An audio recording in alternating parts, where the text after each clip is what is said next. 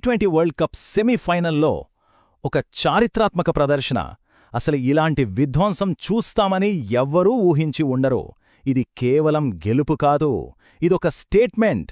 New Zealand tournament favourite సౌత్ ఆఫ్రికాను చిత్తుచిత్తుగా ఓడించి ఫైనల్లోకి అడుగుపెట్టింది. అసలింతటి భారీ విజయం వెనుక ఉన్న కథేంటో వివరంగా చూద్దాం. ముందుగా ఈ స్కోర్లను ఒకసారి చూడండి. సౌత్ ఆఫ్రికా 20 ఓవర్లో ఆడి 169 పరుగులు చేసింది. సెమీఫైనల్ లాంటి మ్యాచ్లో ఇది ఖచ్చితంగా ఒక మంచి స్కోరే.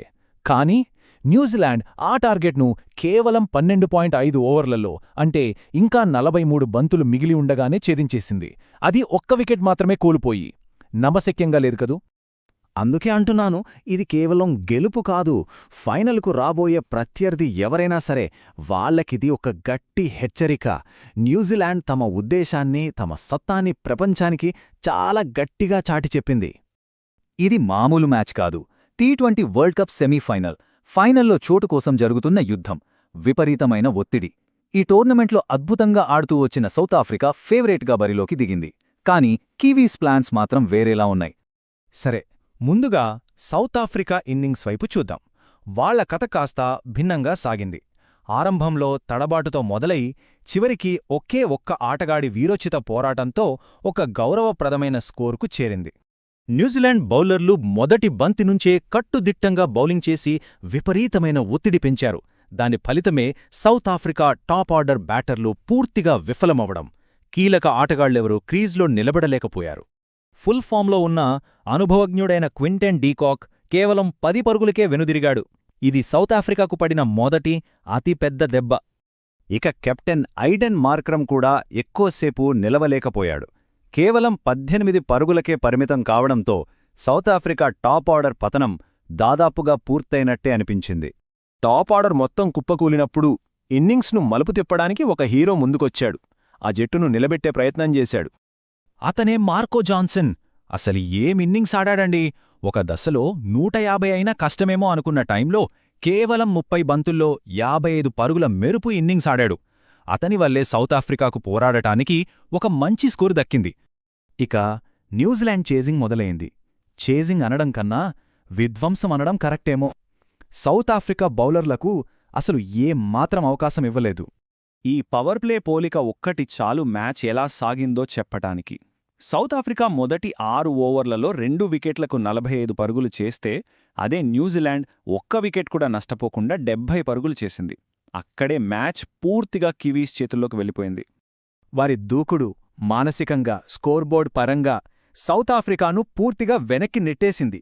మొదటి ఓవర్ నుంచే వాళ్ల ఉద్దేశం చాలా స్పష్టంగా కనిపించింది. డిఫెన్స్ లేదు, ఓన్లీ అటాక్.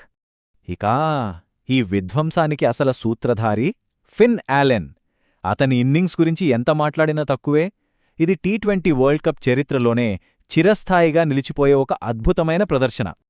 అవును, అద్భుతమైన సెంచరీ. సెమీఫైనల్ లాంటి అత్యంత ఒత్తిడి ఉన్న మ్యాచ్లో ఇలాంటి విధ్వంసకరమైన ప్రదర్శన చేయడం నిజంగా అసాధారణం. అన్నింటికన్నా ఆశ్చర్యపరిచే విషయమేంటంటే, ఆ సెంచరీకి అతను తీసుకున్న బంతులు కేవలం 33. ఆలోచించండి, 33 బంతుల్లోనే శతకం. టీ20 ప్రపంచకప్ చరిత్రలోనే ఇది అత్యంత వేగవంతమైన సెంచరీలలో ఒకటి. తన సెంచరీలో 10 ఫోర్లు, 8 భారీ సిక్సర్లున్నాయి. అంటే దాదాపు ప్రతి 2 బంతులకొక బౌండరీ బాదాడన్నమాట. బౌలర్ ఎవరైనా బంతి ఎక్కడ పడినా బౌండరీ దాటించడమే లక్ష్యంగా ఆడాడు.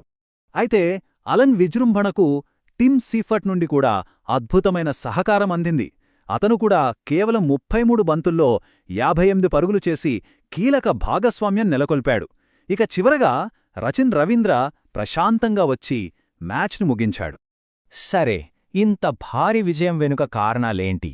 ఇది కేవలం బ్యాటింగ్ ప్రదర్శన మాత్రమేనా, లేక వ్యూహాత్మకంగా కూడా న్యూజిలాండ్ పైచేయి సాధించిందా? సౌత్ ఆఫ్రికా వైపు నుండి చూస్తే వాళ్ల బౌలింగ్ ప్లాన్స్ పూర్తిగా దెబ్బతిన్నాయి. ఫీల్డింగ్ సెటప్ కూడా ఆలెన్ దూకుడుకు అస్సలు సరిపోలేదు. బహుశా కివీస్ ఇంత తీవ్రతతో దాడి చేస్తారని వాళ్లు ఊహించలేక మానసికంగా కుప్పకూలిపోయి ఉంటారు. ఈ గెలుపు ఫైనల్పై ఎలాంటి ప్రభావం చూపుతుంది? ఈ ఒక్క విజయం కివీస్కు కేవలం ఫైనల్ టికెట్ మాత్రమే కాదు, అంతకు మించిన ఆత్మవిశ్వాసాన్ని, అదే సమయంలో ప్రత్యర్థికి ఒక రకమైన భయాన్ని కలిగించింది. ఈ ప్రదర్శనతో న్యూజిలాండ్ ఫైనల్లో తమతో తలపడబోయే భారత్ లేదా ఇంగ్లండుకు చాలా బలమైన సందేశం పంపింది. వాళ్ళు టైటిల్ గెలవడానికి ఎంత తీవ్రంగా ఉన్నారో, ఎంత ప్రమాదకరంగా ఉన్నారో చాలా స్పష్టంగా చూపించారు.